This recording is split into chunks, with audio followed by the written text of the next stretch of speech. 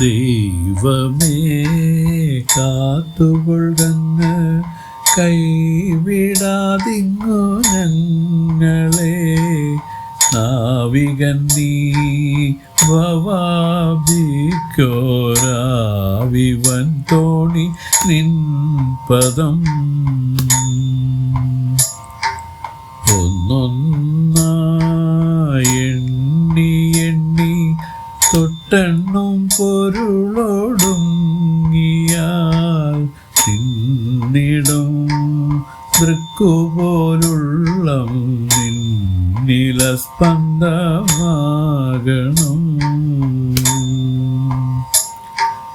അന്നവസ്ത്രാദി മുട്ടാതെ തന്നു രക്ഷിച്ചു ഞങ്ങളെ.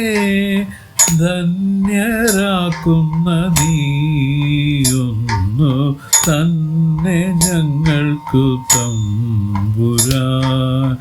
ആഴിയും തിരയും കാറ്റും ആഴവും പോലെ ഞങ്ങളും മായയും നിൻ മഹിമയും നീയുമെന്നുള്ളിലാകണം. നീയല്ലോ സൃഷ്ടിയും സൃഷ്ടാവായതും സൃഷ്ടിജാലവും. നീയല്ലോ ദൈവമേ സൃഷ്ടിക്കുള്ള സാമഗ്രി ആയതും. നീയല്ലോ മായയും മായാവിയും മായാവിനോദനും. നീയല്ലോ മായയെ നീക്കി സായുജ്യം നൽകുമാര്യനും. നീ സത്യം ജ്ഞാനമാനന്ദം നീ തന്നെ വർത്തമാനവും ഭൂതവും ഭാവിയും വേറല്ലോതും മൊഴിയും ഓർക്കിൽ നീ.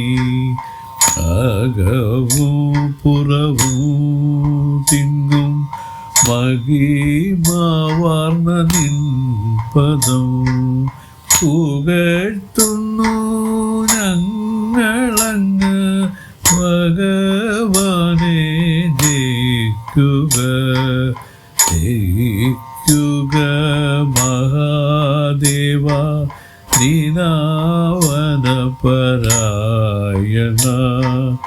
ജയിക്കുക ചിദാനന്ദ ദയാസിന്ധോ.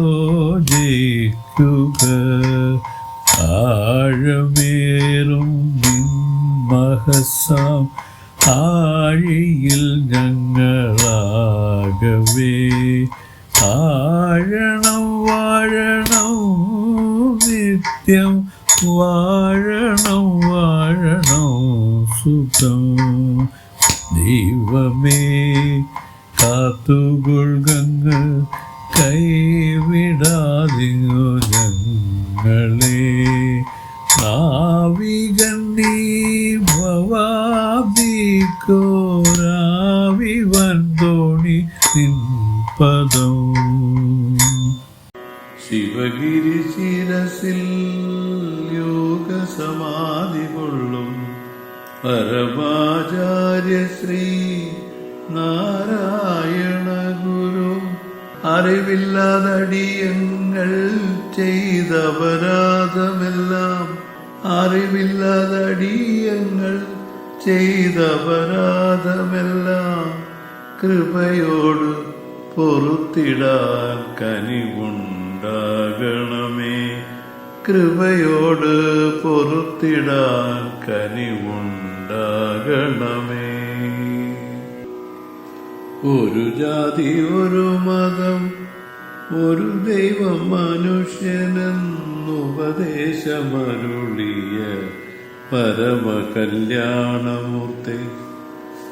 ഒരു ജാതി ഒരു മതം ഒരു ദൈവം മനുഷ്യനെന്നുപദേശമരുളിയ പരമകല്യാണമൂർത്തി. കുടുംബിക്കും സന്യാസിക്കും ഇതു തന്നെ മൂലമന്ത്രം. കുടുംബിക്കും സന്യാസിക്കും ഇതു തന്നെ മൂലമന്ത്രം.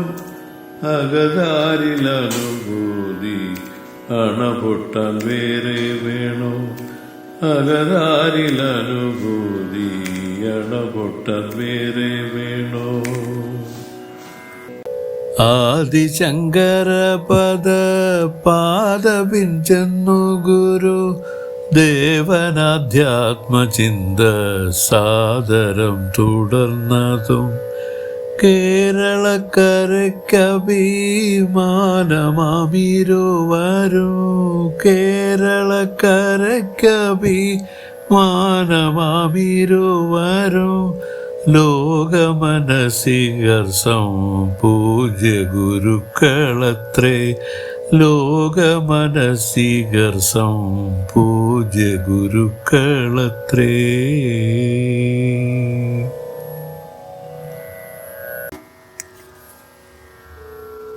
അന്നവസ്ത്രാദി മുട്ടാതെ തന്നു രക്ഷിച്ച് ഞങ്ങളെ ധന്യരാക്കുന്ന നീ ഒന്ന് തന്നെ ഞങ്ങൾക്കു തമ്പുരാൻ എന്നു തുടങ്ങുന്ന പദ്യത്തിലൂടെ വലിയൊരു രഹസ്യം വെളിപ്പെടുത്തി നമ്മയെല്ലാം ധന്യതയുടെ രുചി പരിചയപ്പെടുത്താൻ ഗുരുദേവൻ ശ്രമിച്ചിരിക്കുന്നു.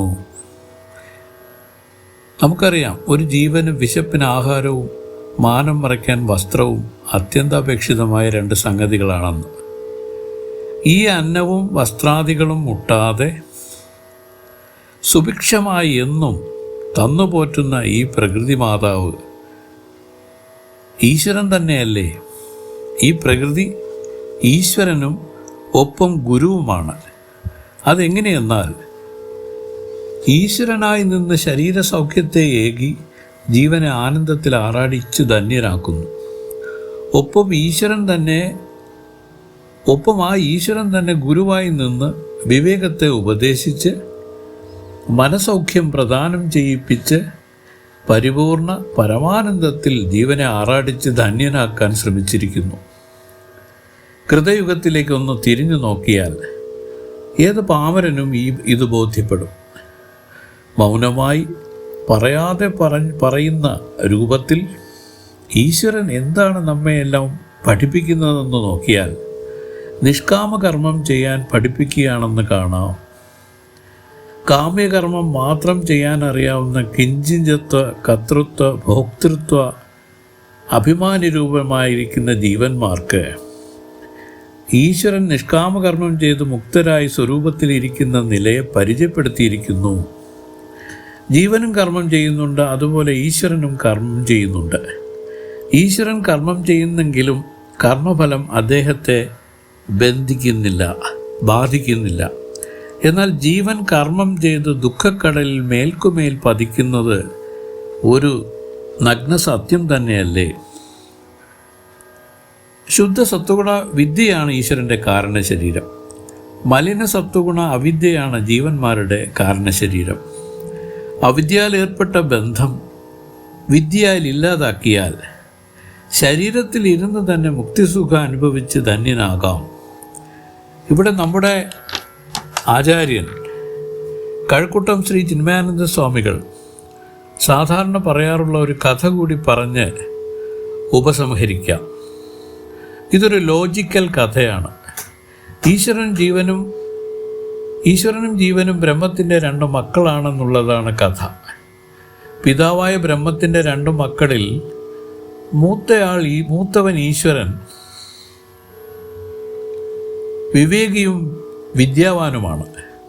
എന്നാൽ ഇളയ മകൻ ജീവനാകട്ടെ അവിവേകിയും അജ്ഞാനിയുമാണ്. പിതാവായ ബ്രഹ്മത്തിൻ്റെ സ്വത്തിന് അവകാശം രണ്ട് പുത്രന്മാർക്കും തുല്യമായുണ്ട്. ഇവിടെ പിതാവ് തൻ്റെ സ്വത്ത് പൂർണ്ണമായും മൂത്ത മകന് നൽകി തൻ്റെ ഇളയവനെ വിവേകിയാക്കിയ ശേഷം അവന് കൊടുക്കാൻ പറഞ്ഞേൽപ്പിച്ചിരിക്കുന്നതായാണ് കഥ. ആ ഉത്തരവാദിത്വമാണ് മൂത്തപുത്രനായ ഈശ്വരനുള്ളത്. പിതൃസ്വത്ത് അനുജനെ ഏൽപ്പിക്കാനുള്ള തത്രപ്പാടിലാണ് ഈശ്വരൻ. അതിനുവേണ്ടിയാണ് ഈ ജഗത് സൃഷ്ടി ഈശ്വരൻ ചെയ്തിരിക്കുന്നതെന്നാണ്.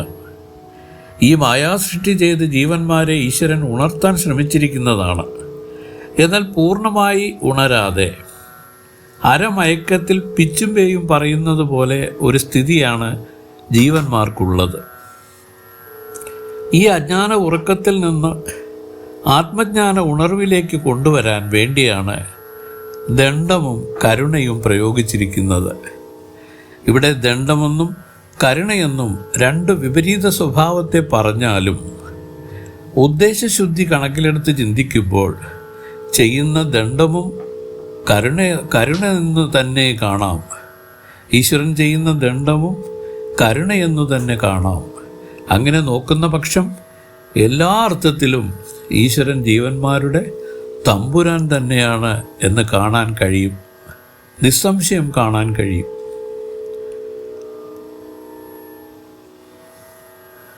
ഓം തത്സത്.